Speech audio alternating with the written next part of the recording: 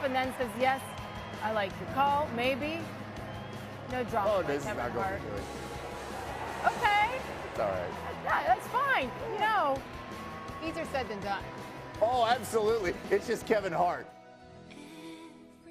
Yeah, so for anyone out there that says that baseball is the easiest sport to play and that any athlete can be good at it, yeah, Kevin Hart just showed you why. I mean, we first saw it a couple years ago when John Wall tried to throw out the first pitch, and now we have a second example of someone who says that they're an athlete and that they can play basketball, NFL, all the good stuff, and they can't throw a baseball. So I don't want to hear this blasphemy anymore. Yes, Bartolo Colon has been playing baseball for like 40 years now, and he's not the best athlete in the world, but don't use him as an example to say that baseball is the easy sport to play. I'm not having that anymore. Anyways, I just had to get that off my chest because I saw that pitch and I'm like, there you go. There you go. That's the reason why you cannot bad talk baseball. But let me settle back down because I'm about to get too fiery. What's going on, guys? It's Fuzzy. Welcome back to yet another MLB recap video. And the first thing I want to say is today is Thursday, September 13th. And guess what tomorrow is? It's Friday. So we're going to celebrate TGIF with another Fuzzy Friday. And guess what game we're playing? You guessed it. Fortnite. We're gonna drop at Tilted Towers and do all that fun stuff. So if you guys want a chance to play with me on Fortnite, all you have to do is join me tomorrow at 5 p.m. Pacific Standard Time. I'll be live on YouTube, so just come say what's up.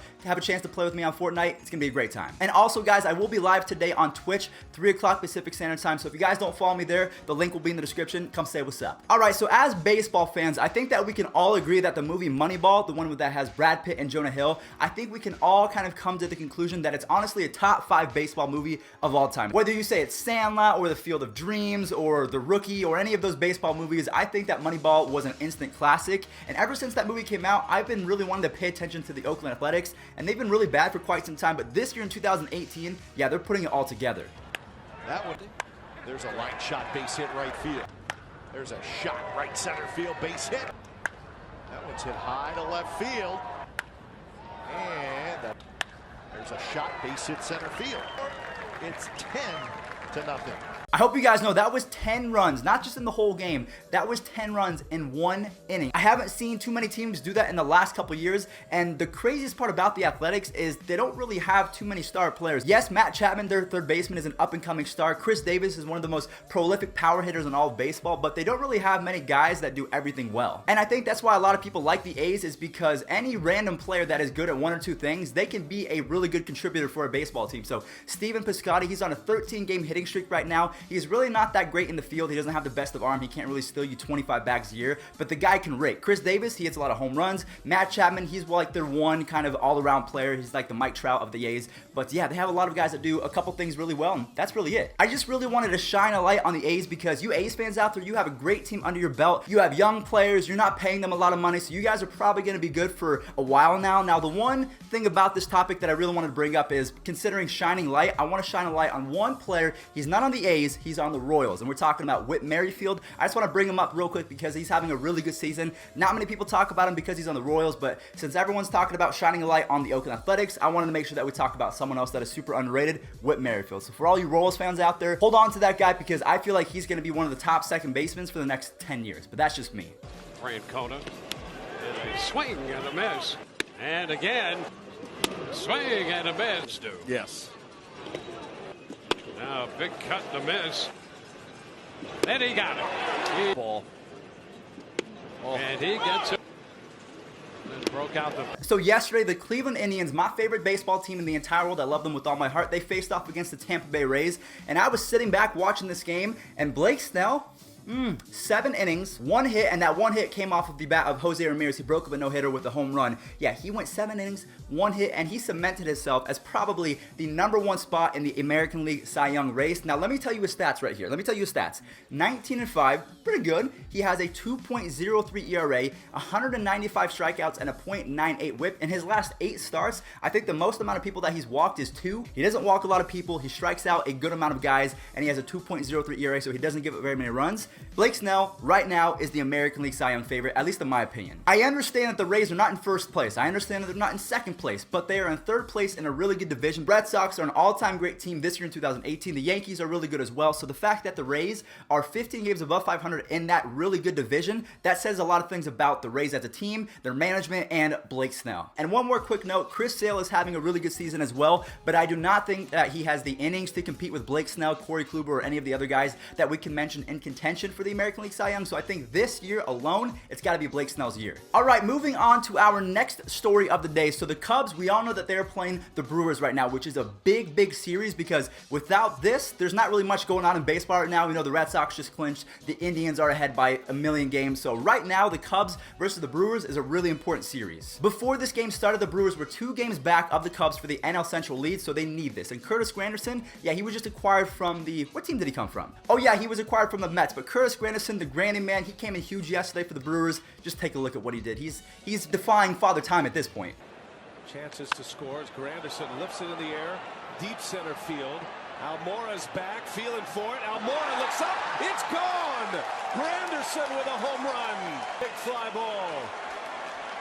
Curtis Granderson with his 3rd hit of the night. I don't know about you guys, but I feel like I've been watching Curtis Granderson play almost as long as Bartolo Colon. I don't think I can remember a point where Granderson wasn't playing baseball. It's so weird. But one thing I want to mention about the Brewers is now they're 1 game back of the Cubs, and they acquired so many players at the deadline. They have Curtis Granderson, Jonathan Scope, Gio Gonzalez, Mike Moustakas, and 2 other players that you guys might forget that they traded for was Lorenzo Cain and Christian Yelich, which are both top 10 candidates for the NL MVP award this year, which is, if you think about it, is actually insane. I don't want to show my hair because it's actually really bad right now. I just forgot to take a shower, but I have to tip my cap off to the Brewers management because they have made some really clutch trades going forward, and they are just 1 game back of the division lead, probably going to make the playoffs this year, so props to you Brewers out there. Another big time series that is going on at the same time is the Rockies versus the Diamondbacks. Now the Diamondbacks are a few games out, so we're not really too worried about them. I think they're 3 games back in the NL West, I think, yeah, 3 games or something like that. We'll talk about the standings once we're done. But either way, they're in the same division, so every win is going to matter, especially when you consider the Rockies are in 1st, the Diamondbacks are in 3rd, and then you got the Dodgers sandwiched in between at 2nd place. So again, you have to get as many wins as you can because the Dodgers aren't going anywhere either.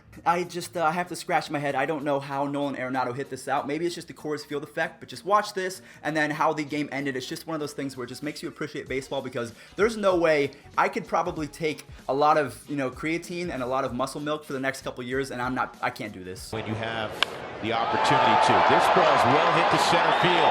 Way back, and the lead got it. Nolan makes it a 1-run game. I'd say he's locked back in. He went down on a pitch that may have been below his knees. 1-1 pitch. DJ drives it to right. Sousa going back. It is gone. The joint is jumping.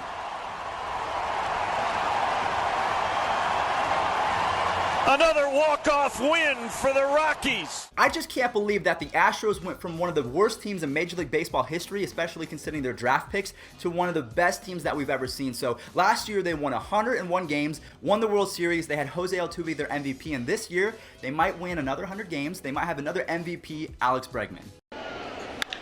On the ground, fair ball, base hit down the left field line. Jake will score easily. Springer on the move. He'll be away to home. He'll score. Alex Bregman, a 2 RBI double.